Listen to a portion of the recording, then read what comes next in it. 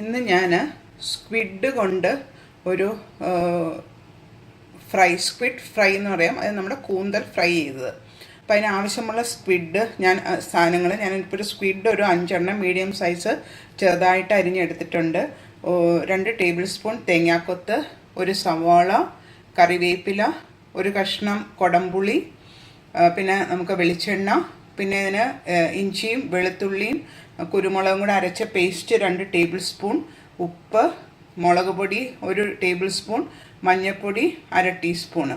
ഇത്രയും കൊണ്ട് നല്ല ഒരു സ്ക്വിഡ് ഫ്രൈ എങ്ങനെയാണ് ഉണ്ടാക്കുന്നതെന്ന് ഞാനിപ്പോൾ കാണിച്ചു തരാം. സ്ക്വിഡ് ഫ്രൈ ഉണ്ടാക്കാനായിട്ട് ഞാനൊരു പാത്രം അടുപ്പത്ത് വെച്ച് അതിനകത്ത് വെളിച്ചെണ്ണ ഒഴിച്ചിട്ടുണ്ട്. അതിനകത്തോട്ട് നമുക്ക് തേങ്ങാക്കൊത്തും സവാളയും കൂടെ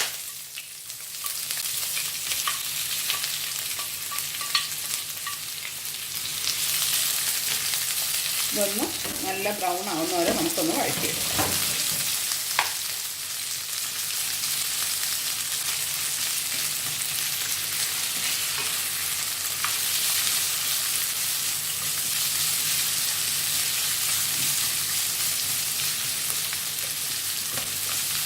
ഒന്ന് വഴന്ന് വരട്ടെ.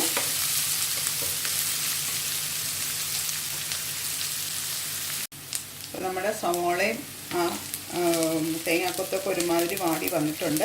ഇനി ഇതിനകത്തോട്ട് നമുക്ക് ആ പൊടികളും അരപ്പും കൂടെ ആഡ് ചെയ്യാം. അതായത് ഇഞ്ചിയും വെളുത്തുള്ളിയും കുരുമുളകും കൂടെ അരച്ച പേസ്റ്റും മുളക് പൊടിയും മഞ്ഞൾപ്പൊടിയും ഇതെല്ലാം കൂടെ നമുക്ക് ഒന്നിച്ചങ്ങ് ആഡ് ചെയ്യാം. ശകല വെള്ളം കൂടെ ഇതിനകത്തോട്ട് ഒഴിച്ച് നമുക്ക് ആഡ് ചെയ്യാം.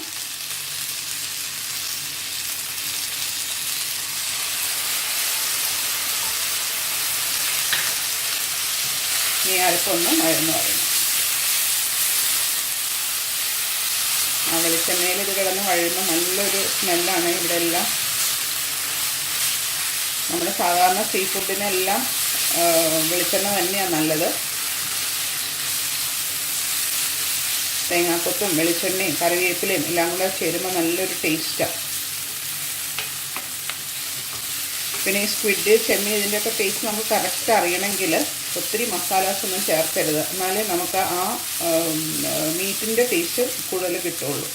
അപ്പോൾ ഞാൻ സാധാരണ ഉണ്ടാക്കുന്ന അങ്ങനെയാണ്. അധികം മസാലാസിൻ്റെ കറികളിൽ കാണാറില്ല. അതായത് ആ ഇൻഗ്രീഡിയൻറ്റിൻ്റെ ടേസ്റ്റ് ഹൈലൈറ്റ് ചെയ്ത് കാണിക്കണം. ഇനിയിപ്പോൾ ഇതൊന്ന് വഴന്ന് വരട്ടെ.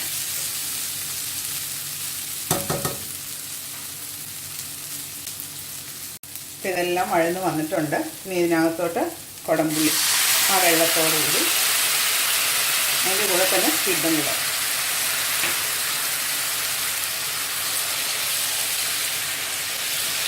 ഇനി ഇതൊന്ന് നമുക്കൊന്ന് മൂടി വെച്ച് ഒരു 3 മിനിറ്റ് വേവിക്കണം. അത്രയേ ഉള്ളൂ സ്ക്വിഡിനൊക്കെ വേവ്. ചെമ്മീൻ സ്ക്വിഡ് ഇതിനൊന്നും അധികം വേവില്ല.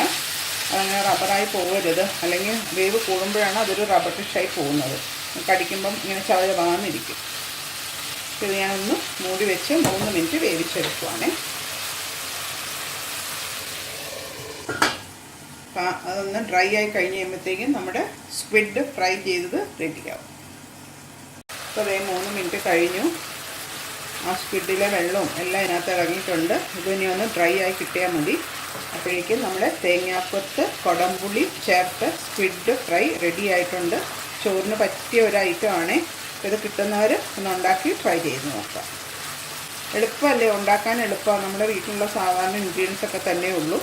പക്ഷേ കുറച്ചൊന്ന് അങ്ങോട്ടും ഇങ്ങോട്ടുമൊക്കെ ഒന്ന് മാറ്റിയെടുത്താൽ നമുക്ക് നല്ല നല്ല ഡിഷസ് ഉണ്ടാക്കി നിങ്ങൾക്ക് തന്നെ ക്രിയേറ്റ് ചെയ്ത് ഉണ്ടാക്കാൻ പറ്റും.